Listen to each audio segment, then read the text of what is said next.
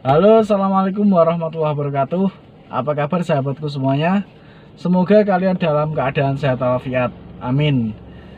Mohon maaf sekali teman-teman karena saya lama sekali tidak membuat konten, lama sekali tidak upload video. Ya karena kesibukan selama ini jadi membuat saya jadi pemalas membuat video.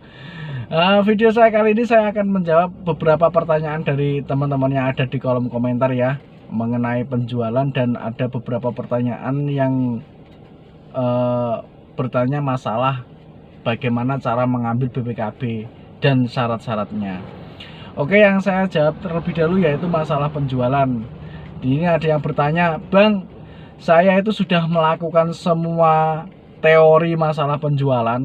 Saya sudah canvassing ke sana kemari, saya sudah sebar brosur, saya sudah door to door, saya sudah penawaran melalui media sosial, tapi kenapa hasilnya gitu-gitu aja dan masih belum bisa memuaskan. Oke teman-teman, gini ya, yang namanya penjualan itu adalah proses. Jadi tidak ada hal yang instan. Apalagi predikat kita adalah orang baru yang terjun di dunia marketing. Ya kira gini aja lah, kita membuat mie instan aja, yang namanya instan itu butuh proses ya. Jadi kita harus masak air dulu, masukkan minyak dulu, tambah bumbu dulu, baru bisa disajikan dan bisa kita makan. Begitu juga dengan penjualan. Jadi ada proses yang panjang dan itu nanti berkesinambungan yang bisa membuat jualan kita itu stagnan dan stabil. Bahkan bisa dikatakan setiap hari kita bisa jualan. Jadi kalian sudah melakukan penawaran sesuai teori penjualan ya, melalui media sosial, melalui door to door, sebar brosur. Itu kalian sudah berada di jalur yang benar dan pertahankan itu. Untuk masalah bisa jualan 10, 20 unit, 30 unit itu adalah proses. Kalian tinggal menunggu timingnya aja. Suatu saat pasti bisa tercapai. Nah, tapi kalau kita tidak melakukan hal apapun, tapi tiba-tiba kita pengen jualan, aku bulan ini pengen jualan 20 unit, ya bisa, tapi ya apa ya? Ikan saya katakan ini mengada-ada gitu ya. Jadi penjualan itu kita berproses. Saat ini kita menanam sebanyak-banyaknya, menanam seluas mungkin, memperkenalkan diri kita kepada orang-orang, membuka jaringan sebanyak-banyaknya, relasi sebanyak-banyaknya. Nah, di situ akan terjadi kesinambungan ya. Jadi antara bulan 1, bulan kedua, bulan ketiga itu akan terjadi kesinambungan, dan dari situ nanti akan ketemu penjualan yang sesuai dengan targeting kita atau keinginan kita. Jadi semua butuh berproses. Mungkin katakan kita ketemu sama si A, ini rencana belinya di bulan ketiga. Ketemu si B, rencana belinya di tahun depan. Atau ketemu si C, mungkin belum berencana. Nah, di sini kalau kita semakin banyak ketemu dengan prospek, ketemu dengan orang, dengan target konsumen kita ya, itu nanti akan ketemu ya.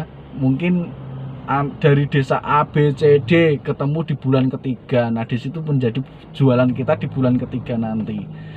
Jadi jangan berharap kita hari ini sudah melakukan sebar brosur bagi door to door, sudah penawaran melalui media sosial, dan kita berharap besok pagi kita bisa langsung jualan, ya itu mimpi.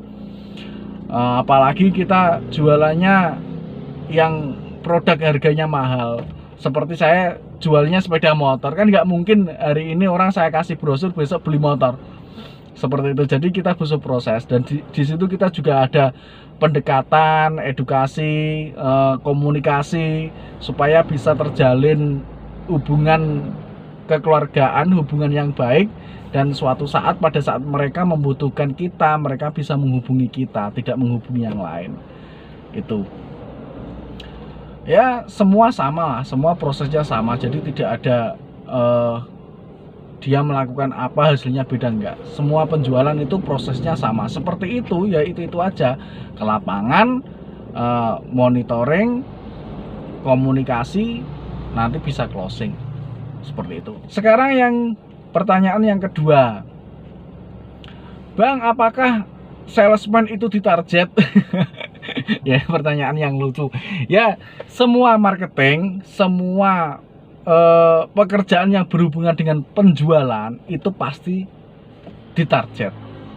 Lalu bagaimana kalau saya tidak mencapai target? Apakah saya gajian? Ya, memang kelemahannya di dunia marketing itu seperti itu.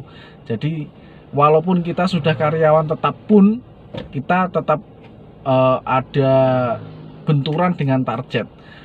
Misal kita tidak target juga pasti ada punishment. Jadi pekerjaan yang berhubungan dengan penjualan atau berhubungan dengan marketing itu semua ditarget, mau di penjualan manapun.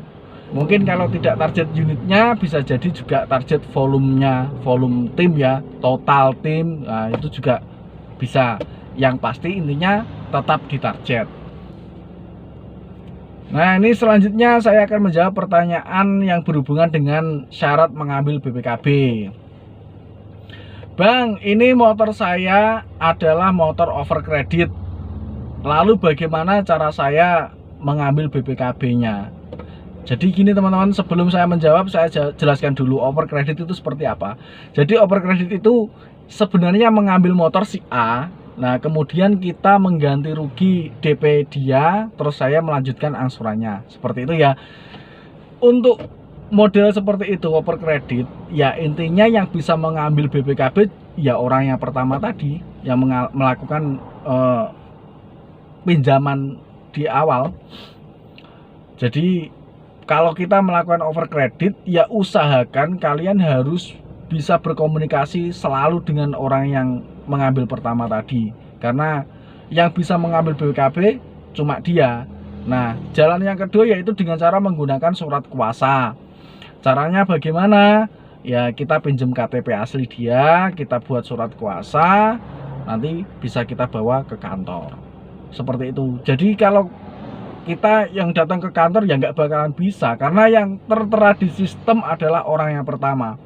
Jadi kita misal over credit ya mereka tidak menganggap kita punya kredit di situ. Jadi kita tidak bisa mengambil BPKB kita. Jadi di sini sangat riskan sekali kalau teman-teman yang mau over credit, ya hati-hati kalau tidak saudaranya sendiri yang deket, saya sarankan janganlah ya. Jadi mending kita yang mengambil sendiri aja daripada kita melanjutkan over credit dari orang lain. Selanjutnya yaitu, Bang, saya mau ambil BPKB tapi KTP saya hilang. Apakah menggunakan fotokopi KTP itu bisa? Sebenarnya bisa. Jadi tidak semua finance itu menerapkan harus bawa KTP asli. Tidak semuanya ya, saya katakan tidak semuanya. Tapi ada beberapa finance yang memang harus dan itu wajib menggunakan KTP asli. Ya kalau finance yang berhubungan dengan kalian adalah finance yang harus menggunakan KTP asli, ya KTP hilang mau nggak mau silahkan mengurus KTP terlebih dahulu. Atau bisa menggunakan yang lain, misalnya SIM atau paspor. Yang penting identitas kita ya, data identitas kita. Terus kalau yang leasing seperti FIF seperti itu ya enak aja sih, menggunakan fotokopi KTP udah bisa, nggak masalah, nggak bawa KTP asli nggak masalah. Selanjutnya yaitu pertanyaan yang ke-6. Bang, saya ini mau pelunasan tapi lokasi saya ada di luar Jawa. Bagaimana cara saya pelunasan dan bagaimana cara saya untuk mengambil BPKB-nya? Nah, jadi gini teman-teman, saya paham yang dimaksud. Nah, intinya misal ambil dari sana, itu dari luar Jawa, itu bisa nggak sekalian sama ambil BPKB? Biasanya kalau BPKB itu sesuai dengan areanya teman-teman ya. Jadi kita nggak bisa, misal kita posisi di Jakarta, kreditnya di Semarang misal, terus kita ambil dari Jakarta, itu nggak bisa. Jadi waktu pelunasan terakhir sama pengambilan BPKB harus di tempat cabang di mana kita melakukan pengambilan kredit. Karena kebanyakan BPKB disimpan di situ, atau kalau enggak di pusatnya yang ada di Kares tersebut. Jadi kita nggak bisa misal mau pelunasan dari Irian Jaya katakan ya, terus kita mau ambil BPKB dari sana, tetap nggak bisa. Solusinya apa ya? Orang di rumah disuruh ambil cash sama pelunasan, kita buatkan surat kuasa, tanda tangannya dengkul, paling gampang. Yang penting kita bisa mengambil BPKB kita, itu ya. Oke, sekian dulu yang bisa saya sampaikan. Mungkin kalau memang teman-teman masih belum puas dengan jawaban saya, silahkan tulis di kolom komentar. Nanti akan saya buatkan video seperti ini. Jadi saya mencoba menjawab satu persatu dari pertanyaan teman-teman yang ada di kolom komentar ya. Terima kasih, semoga bisa bermanfaat.